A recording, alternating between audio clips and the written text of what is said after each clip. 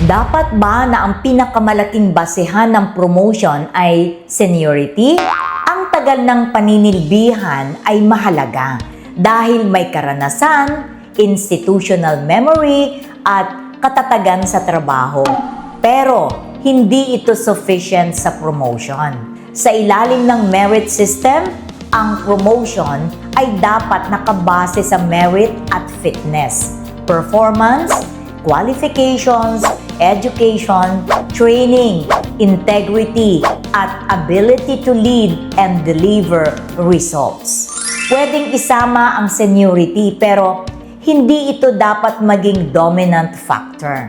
Ang basehan ay multi-factor: performance, leadership behavior, competence, ethics, at readiness for higher responsibility kasama na ang experience.